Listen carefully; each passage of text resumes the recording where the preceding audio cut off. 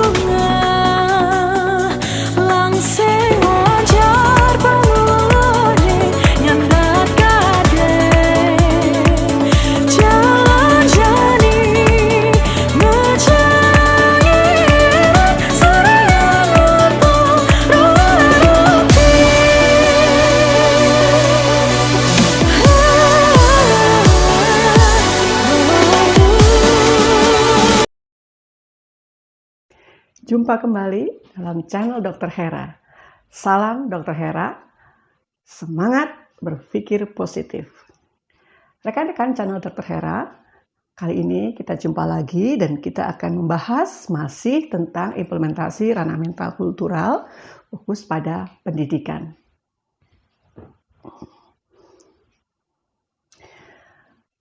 Mengutip dari Ki Hajar Dewantara, di dalam hidupnya anak-anak adalah 3 tempat pergaulan yang menjadi pusat pendidikan yang amat penting baginya, yaitu alam keluarga, alam perguruan, dan alam gerakan mahasiswa. Rekan-rekan channel Dr. Hera, pendidikan Indonesia itu dimulai dari PAUD, yaitu pendidikan menuju karakter, kemudian lanjut ke sekolah dasar, di situ stressingnya pada pendidikan menuju pembentukan karakter sosial, kemudian lanjut ke sekolah menengah pertama, yaitu pendidikan menuju nation building, dan kemudian ke tingkat SMA, SMK, sekolah menengah atas, sekolah menengah khusus, pendidikan menuju kepada kemandirian, dan kemudian kepada perguruan tinggi, lanjut ke perguruan tinggi. Di sini stressingnya adalah pendidikan berbasis etika dan moral. Outputnya apa? Dari mulai PAUD, SD, SMP, SMA, sampai perguruan tinggi adalah pembangunan karakter. Bekerja keras, belajar keras, bekerja keras, berusaha menjadi yang terbaik. Gantunglah cita-citamu setinggi langit. Itu pendidikan Indonesia.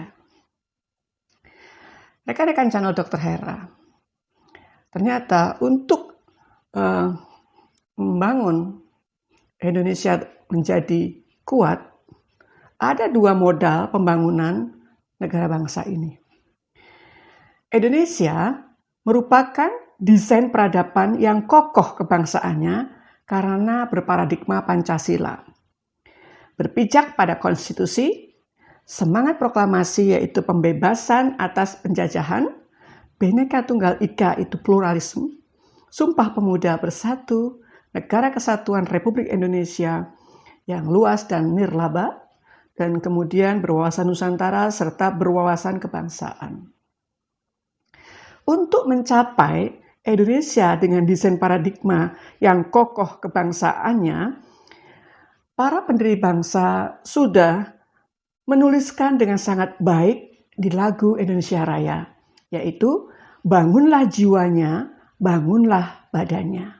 Bangunlah jiwanya itu berarti melalui pendidikan, bangunlah badannya, tentu saja ini melalui infrastruktur.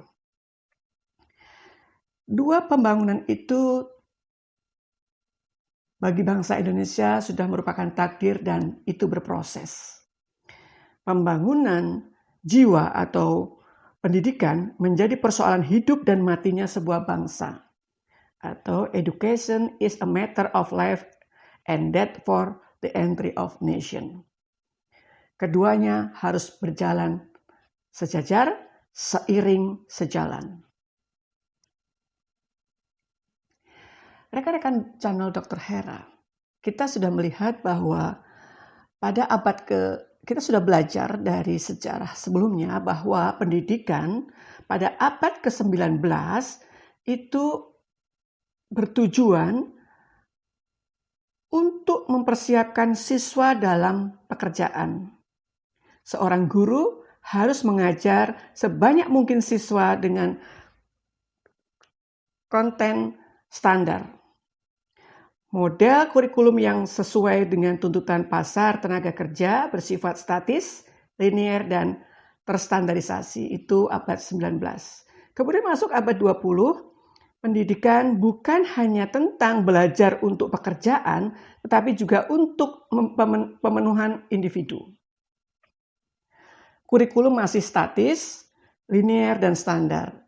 Dan penilaian melalui pengujian standar dinilai untuk memastikan akuntabilitas. Guru semakin diharapkan untuk mematuhi standar, memastikan bahwa semua siswa terlepas dari latar belakang mereka diberikan kesempatan yang adil untuk belajar. Kemudian masuk pada abad ke-21, beberapa sekolah telah mulai berkolaborasi secara lebih luas dengan organisasi lain di komunitas mereka, seperti organisasi ilmiah, teater, universitas, organisasi layanan sosial, perusahaan teknologi dan bisnis, di mana guru dan siswa dapat mengenal keterampilan dan kompetensi yang dimiliki oleh pemberi kerja dan komunitas lainnya, dianggap kritis oleh anggota. Kurikulum harus dinamis daripada statis, lebih fleksibel dan personal. Ini perubahan-perubahan dunia pendidikan dari abad 19, 20, dan 21. Lantas bagaimana dengan Indonesia sendiri? Rekan-rekan channel Halo Ibu, rekan-rekan channel Halo Dr. Hera. Indonesia Millennium memberikan report bahwa Indonesia Work Education Level itu untuk tingkat universitas baru 10%, untuk tingkat diploma 2%, untuk tingkat vokasi 11%, dan 18% itu sekolah SMA, kemudian 18% sekolah SMP, dan 41% itu SD. Kita bisa bayangkan bagaimana kualitas intelektual dari masyarakat terdidik di Indonesia. Kita coba kembali kepada pemikiran Ki Hajar Dewantoro. Pada tahun 1994, Ki Hajar Dewantoro dalam sebuah tulisannya menyatakan bahwa kebudayaan sebagai bentuk kemampuan manusia untuk menggampangkan hidupnya dan memperbesar hasil hidupnya, berarti manusia harus meninggikan pikiran, rasa, dan kemauannya. Hal ini tentu dicapai melalui usaha pendidikan. Nah, kita bisa bayangkan dengan report yang tadi sudah saya bacakan, bahwa Ki Hajar Dewantoro menyampaikan dengan tegas bahwa kemampuan manusia untuk menggampangkan hidup dan memperbesar hasil hidupnya, berarti manusia harus meninggikan pikiran, rasa, dan kemauannya. Kemudian Ki Hajar Dewantoro juga menyampaikan bahwa pengajaran harus bersifat kebangsaan. Kalau pengajaran bagi anak-anak tidak berdasarkan kenasionalan, anak-anak tidak mungkin mencapai rasa cinta bangsa dan makin lama terpisah dari bangsanya. Kemudian barangkali menjadi lawan kita. Inilah yang disebut nasionalisme. Bapak Ibu sekalian, kita bisa melihat bahwa tidak semua orang-orang yang memiliki gelar kesarjanaan yang tinggi adalah mereka-mereka yang memiliki sifat nasionalisme untuk negara bangsanya. ada begitu banyak contoh bagaimana justru orang-orang dengan intelektual yang tinggi itu justru malah menjadi pengganggu, begitulah kurang lebihnya. Tetapi intelektual yang terdidik dengan berdasarkan kenasionalan, tentu dia akan menjadi orang-orang yang cinta tanah air dan menjaga negara bangsa ini dengan kemampuan intelektual terdidiknya. Dan Ki Hajar Dewantara juga pernah mengucapkan ini pada saat tahun 1928, dan nasionalisme tidak akan pernah usang. Lantas bagaimana sebenarnya peran pendidikan itu bagi tumbuh kembangnya kecerdasan atau intelektual masyarakat kita? Pendidikan itu ternyata adalah tanggung jawab banyak pihak, antara lain orang tua, sekolah, masyarakat, dan negara. Oleh karena itu, pendidikan informal, pendidikan non-formal, pendidikan formal harus berjalan bersamaan, bersinergi, dan berintegrasi. Jadi pendidikan informal, non-formal, dan informal harus sejalan sehingga itu menjadi satu integrasi yang kuat untuk menumbuhkan intelektual-intelektual terdidik. Apa itu pendidikan informal? Pendidikan informal adalah pendidikan yang dimulai dari keluarga. Saat ini pendidikan informal atau pendidikan keluarga mendapat tekanan yang cukup berat, mendapat tekanan yang cukup besar dikarenakan masalah kesetaraan gender. Kemudian pendidikan non-formal itu pendidikan dari masyarakat. Saat ini lingkungan masyarakat seringkali tidak berkontribusi positif terhadap pendidikan. Dan yang ketiga, pendidikan formal. Pendidikan formal adalah pendidikan yang dilakukan di sekolah-sekolah yang tadi saya sampaikan, mulai dari PAUD, SD, SMP, SMA, perguruan tinggi. Dari ketiga pendidikan tersebut, sesungguhnya semua memiliki peran yang sangat penting, peran yang sangat kuat, sehingga memang harus sejalan dan terintegrasi dengan sangat baik. Namun demikian, pendidikan formal itu sebagai penjuru. Mengapa? Karena pendidikan formal jangkauannya lebih luas, prosesnya dapat lebih cepat, mempunyai pendidikan yang kompeten, disesuaikan dengan level perkembangan anak, dan kemudian mengerti berbagai model pendekatan, ada evaluasi, ada koordinasi lewat pendidikan yang lebih tepat. Tapi semua itu dengan catatan bahwa pendidikan yang diberikan adalah the right education. Bapak Ibu, rekan-rekan channel Dr. Hera. Dalam beberapa waktu yang lalu, kami di Yayasan Suluh Nusantara Bakti melakukan satu pendalaman tentang bagaimana sih sesungguhnya pendidikan yang ada di Indonesia, karena memang kita sangat tertinggal jauh dari negara-negara lain. Kalau tadi kita lihat dari report yang sudah saya sampaikan, bagaimana orang-orang Indonesia itu level sekolah dasarnya lebih tinggi dibandingkan dengan yang perguruan tinggi, vokasi, dan SMA. Kami mencoba menyajikan satu cara baru untuk lebih kuat di dalam mendesain satu intelektual terdidik, yaitu melalui trimatra pendidikan. Apa itu trimatra pendidikan? Trimatra pendidikan terkandung ada 3 unsur yang kuat. Di sana ada kebangsaan, ada etika, dan ada logika. Nah, kurikulum dasarnya dari 3 hal tentang etika, logika, dan kebangsaan, kurikulum dasarnya ada agama, ada kebangsaan, ada etika, dan ada logika.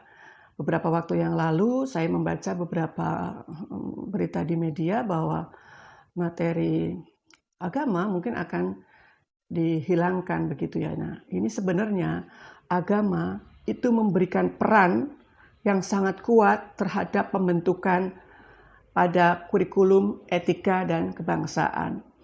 Agama mempengaruhi etika sehingga seseorang yang belajar akan memiliki akhlak yang mulia. Sementara agama akan mempengaruhi nasionalisme karena apa? Di dalam pembukaan Undang-Undang Dasar 45 juga sudah disampaikan pada paragraf 2, merdeka atas berkat rahmat Tuhan Yang Maha Esa. Jadi antara etika dan nasionalisme, agama memiliki peran yang sangat kuat di dalam pembentukan akhlak dan karakter yang baik dari setiap insan terdidik di negara Indonesia. Rekan-rekan channel Dr. Hera, yang disebut kebangsaan itu apa sih? Yang disebut kebangsaan itu adalah tanah air fisik, tanah air formal, tanah air mental. Yang semuanya tidak melupakan keindonesiaan, budaya lokal dan negara kita sebagai negara dan budaya kita sebagai budaya maritim. Apa itu tanah air fisik? Tanah air fisik, kebangsaan dalam konteks tanah air fisik adalah tanah tempat kita berpijak, tanah yang memiliki batas geografis, memiliki kekayaan sumber daya alam, gunung, laut, danau, dan lain sebagainya. Itu tanah air fisik yang ada di negara kita. Kebangsaan dalam pengertian tanah air formal, ini harus kita pahami betul, yaitu adanya aturan hukum yang mengikatnya. Memiliki undang-undang dasar dan berbagai aturan lainnya. Warga negaranya memiliki identitas diri seperti KTP dan paspor. Kemudian kebangsaan dalam pengertian tanah air mental. Apa itu? Memiliki ideologi yang mengikatnya sehingga dimanapun dia berada tetap memiliki rasa terikat pada tanah airnya dan bersedia berkorban atas tanah air untuk tanah airnya, mengedepankan kepentingan negara bangsanya di atas kepentingan kelompok asing maupun pribadinya. Jadi ada 3 pengertian kebangsaan. Tanah air fisik tadi sudah jelas, di mana kita berpijak dan kita memiliki batas-batas geografis, kekayaan sumber daya alam. Kemudian tanah air formal itu adalah perundang-undangan yang mengikat diri kita untuk kita patuhi. Dan sebagai warga negara kita punya KTP atau juga kita punya paspor dan lain sebagainya. Tanah air mental adalah kita memiliki ideologi yang mengikat diri kita sehingga dimanapun kita berada, kita adalah warga negara Indonesia dan bersedia berkorban untuk tanah air, tidak mengedepankan kepentingan pribadi dan tidak mengedepankan kepentingan kelompok. Kemudian untuk logika, apa yang dimaksud dengan logika? Di mata pendidikan di logika kita akan fokus pada analytical thinking. Di mana di dalam analytical thinking tadi ada pembelajaran yang memang harus kita desain sedemikian rupa dan kemudian setelah itu kita melakukan evaluasi untuk melihat kemungkinan perubahan-perubahan yang bisa kita kembangkan untuk menumbuhkan logika dari calon intelektual terdidik. Rekan-rekan channel Dr. Hera, untuk melakukan itu semua, sesungguhnya tujuannya adalah untuk menjadikan warga negara kita adalah warga negara yang unggul.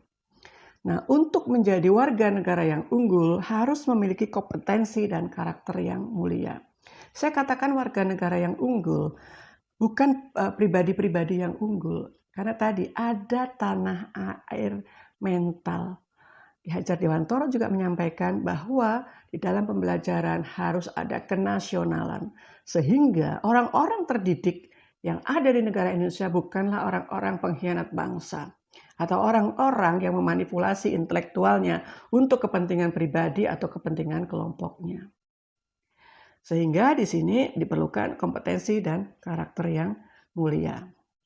Nah, nilai-nilai karakter sesungguhnya sudah ada di Permendikbud nomor 23 tahun 2017, di mana ada 5 nilai utama yaitu religius, nasionalis, mandiri, dan gotong royong serta integritas.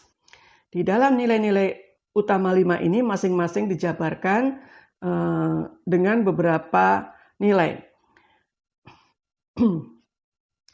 Di integritas misalnya, itu ada kejujuran, keteladanan, tanggung jawab, anti korupsi, komitmen moral, cinta pada kebenaran. Di gotong royong, kerjasama, solidaritas, kekeluargaan, aktif dalam gerakan komunitas berorientasi pada kemaslahatan bersama. Di kemandirian, kerjasama, kerja keras atau etos kerja, kreatif dan inovatif, disiplin, tahan banting, pembelajaran sepanjang hayat. Kemudian di religius ada beriman dan bertakwa, menjalankan segala perintahnya, disiplin, beribadah, bersih, menjaga lingkungan, memanfaatkan lingkungan dengan bijak. Kemudian toleransi, saling menolong, saling menghormati perbedaan keyakinan. Rekan-rekan channel Dr. Hera, beberapa kesempatan yang lalu kami dari Yayasan Sulung Nusantara Bakti bersama dengan sekitar 87 ahli di berbagai bidang mencoba menggali untuk kita memiliki karakter keindonesiaan itu seperti apa. Dan kemudian kami selama 1 tahun itu kemudian kami bukukan menjadi nilai keindonesiaan. Tiada bangsa besar tanpa budaya kokoh. Disampaikan oleh Pak Ponco dalam ini buku yang kita sarikan. Di sini kita menyarikan ada 45 nilai karakter bangsa Indonesia yang kita temukan dari pendapat-pendapat ahli yang kita rangkum. Kemudian dari kelima itu, dari ke-45 itu, ke-45 nilai tersebut ada 5 nilai core value. Bapak Ibu sekalian, karena durasi, kita akan menyampaikan nilai-nilai keindonesiaan ini pada sesi selanjutnya. Mohon bersabar dan tetap stay tune. Jangan lupa untuk like, share, dan komen di channel Dr. Hera. Sampai ketemu lagi. Terima kasih. Salam Dr. Hera. Semangat dan berpikir positif.